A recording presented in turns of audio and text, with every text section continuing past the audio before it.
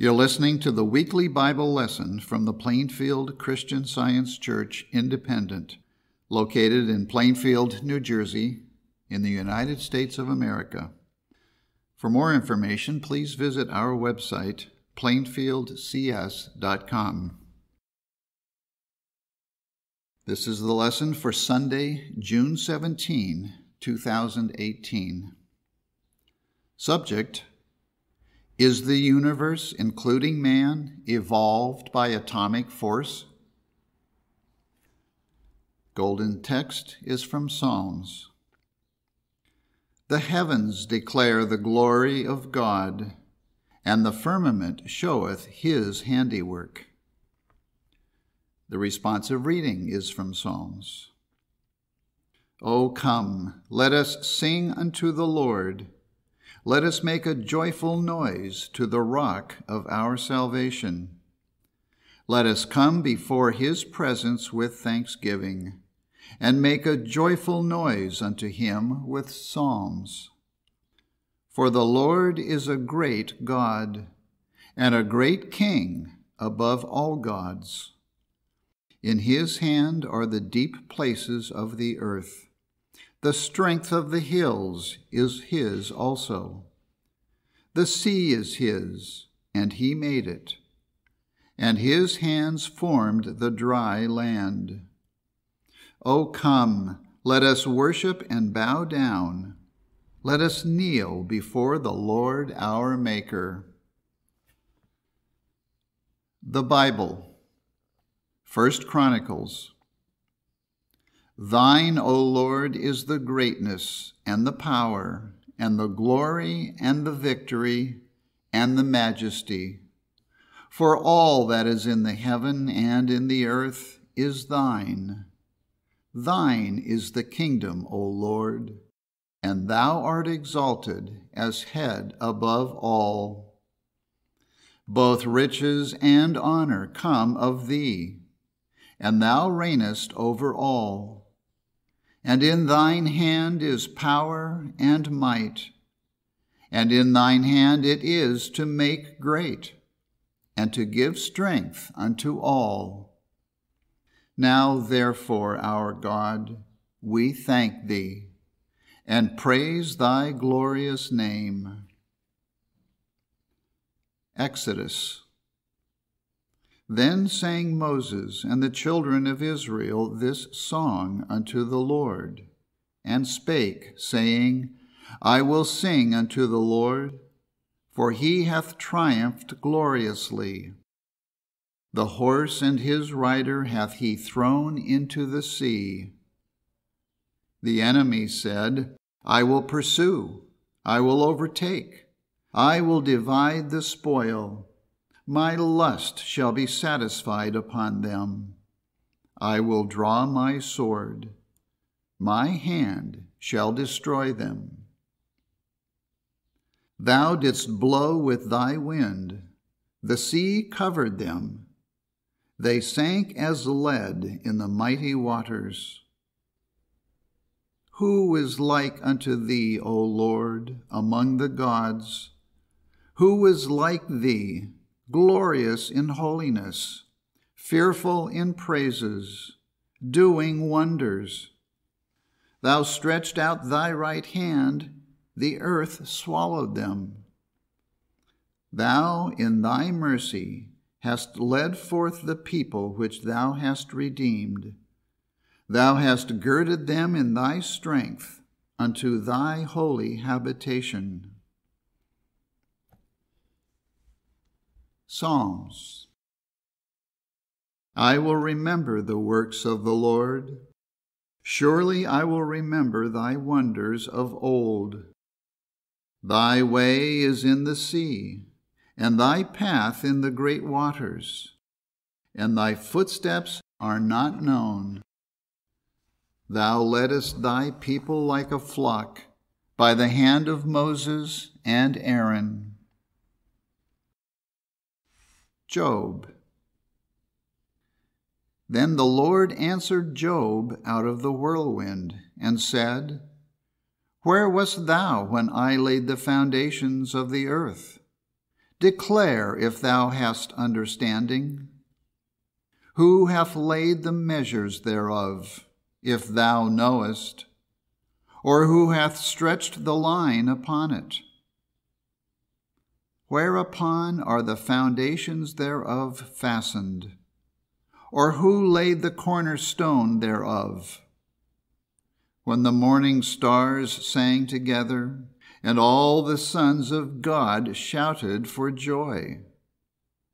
Or who shut up the sea with doors, when it brake forth, as if it had issued out of the womb, and said, Hitherto shalt thou come, but no further, and here shall thy proud waves be stayed. Luke. When Jesus was returned, the people gladly received him. He took Peter and John and James and went up into a mountain to pray. And as he prayed, the fashion of his countenance was altered, and his raiment was white and glistering. And behold, there talked with him 2 men, which were Moses and Elias. And it came to pass, as they departed from him, there came a cloud and overshadowed them, and they feared as they entered into the cloud. And there came a voice out of the cloud, saying, This is my beloved Son, hear him. On the next day, when they were come down from the hill, much people met him. And behold, a man of the company cried out, saying, Master, I beseech thee, look upon my son, for he is mine only child. And lo, a spirit taketh him, and he suddenly crieth out, and it teareth him that he foameth again, and bruising him hardly departeth from him. And I besought thy disciples to cast him out, and they could not. And Jesus answering said, Bring thy son hither. And as he was yet a-coming, the devil threw him down and tare him. And Jesus rebuked the unclean spirit, and healed the child, and delivered him again to his father. Matthew. Then spake Jesus to the multitude, and to his disciples, saying, Call no man your father upon the earth, for one is your Father, which is in heaven. John. Philip saith unto him, Lord, show us the Father, and it sufficeth us. Jesus saith unto him, Have I been so long time with you, and yet hast thou not known me, Philip? He that hath seen me hath seen the Father. And how sayest thou then, Show us the Father? Believest thou not that I am in the Father, and the Father in me? The words that I speak unto you, I speak not of myself, but the Father that dwelleth in me, he doeth the works. Believe me that I am in the Father, and the Father in me, or else believe me for the very works' sake. Verily, verily, I say unto you, he that believeth on me, the works that I do shall he do also, and greater works than these shall he do, because I go unto my Father. Psalms. The earth is the Lord's, and the fullness thereof, the world, and they that dwell therein. For he hath founded it upon the seas, and established it upon the floods. who shall ascend into the hill of the Lord? Or who shall stand in his holy place? He that hath clean hands and a pure heart, who hath not lifted up his soul unto vanity, nor sworn deceitfully, he shall receive the blessing from the Lord, and righteousness from the God of his salvation.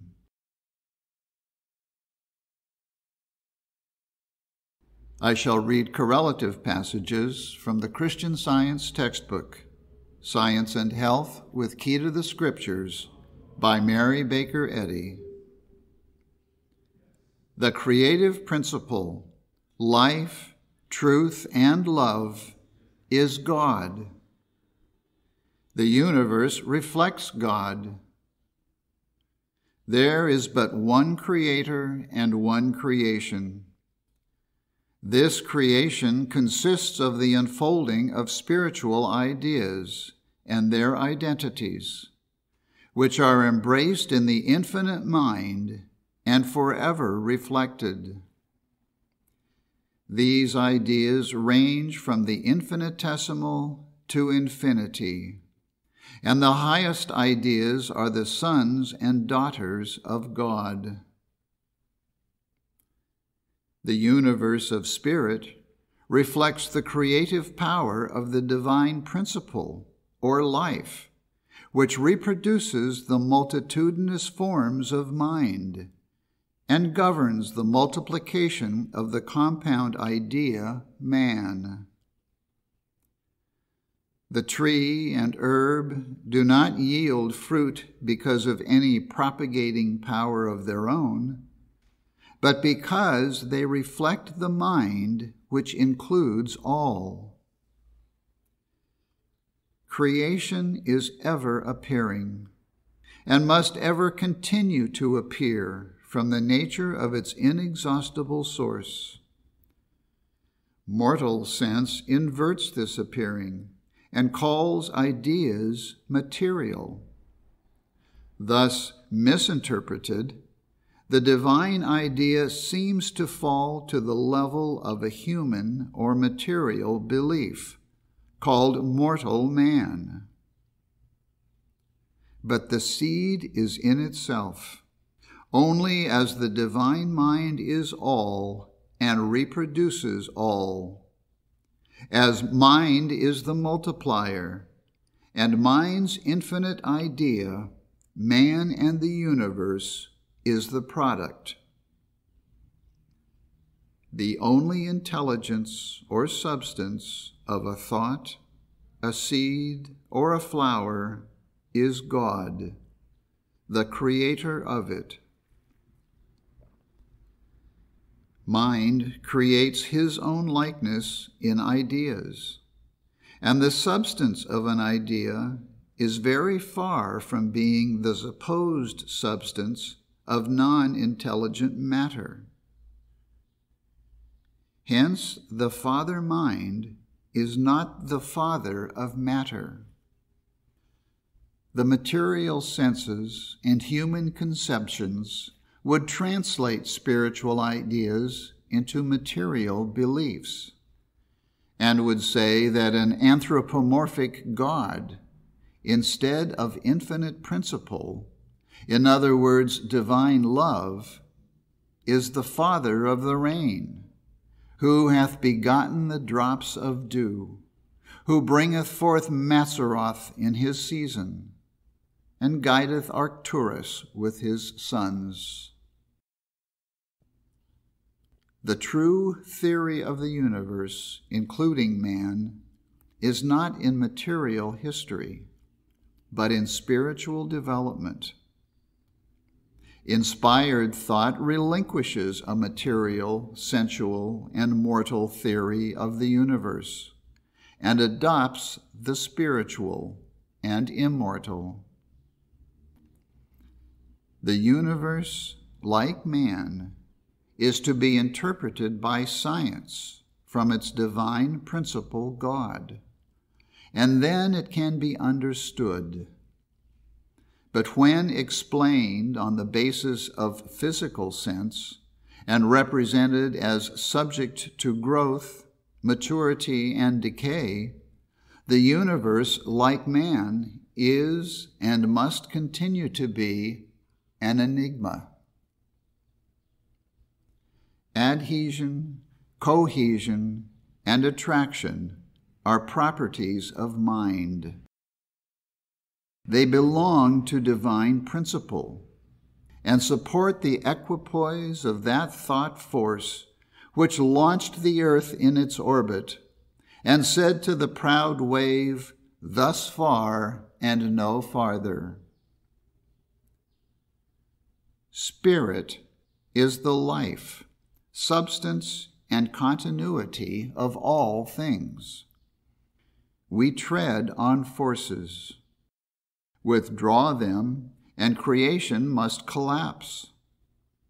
Human knowledge calls them forces of matter, but divine science declares that they belong wholly to divine mind, are inherent in this mind, and so restores them to their rightful home and classification.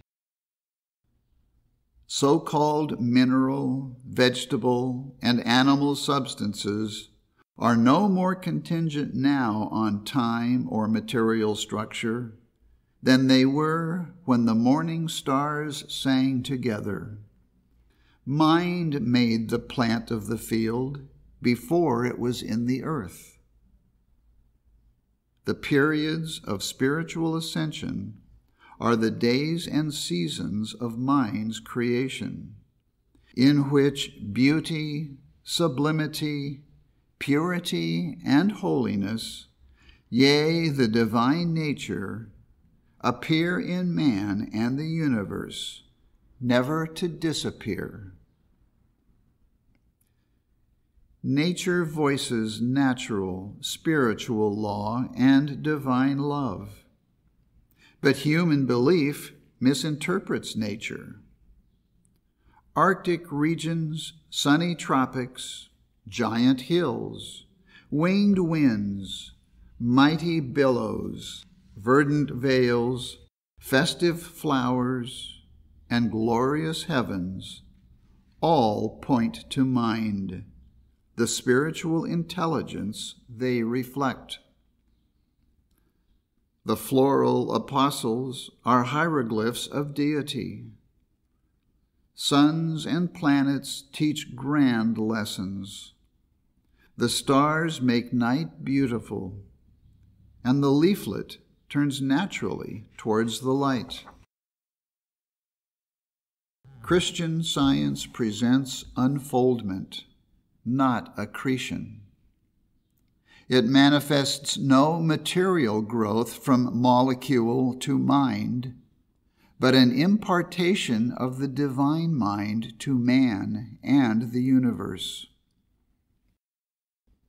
The scientific fact that man and the universe are evolved from spirit, and so are spiritual, is as fixed in divine science as is the proof that mortals gain the sense of health only as they lose the sense of sin and disease.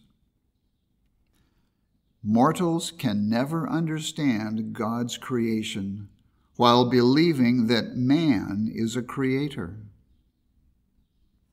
God's children, already created, will be cognized only as man finds the truth of being. Thus it is that the real, ideal man appears in proportion as the false and material disappears. Science reveals infinity and the fatherhood and motherhood of love. Jesus acknowledged no ties of the flesh. He said, "Call no man your father upon the earth, for one is your Father, which is in heaven." Again, he asked, "Who is my mother and who are my brethren?" implying that it is they who do the will of his Father. We have no record of his calling any man by the name of Father. He recognized Spirit, God, as the only Creator, and therefore as the Father of all. The finite must yield to the infinite. Advancing to a higher plane of action, thought rises from the material sense to the spiritual, from the scholastic to the inspirational, and from the mortal to the immortal. All things are created spiritually. Mind, not matter, is the creator. Love, the divine principle, is the father and mother of the universe, including man. Spiritually, to understand that there is but one Creator, God, unfolds all creation, confirms the Scriptures, brings the sweet assurance of no parting, no pain, and of man deathless and perfect and eternal.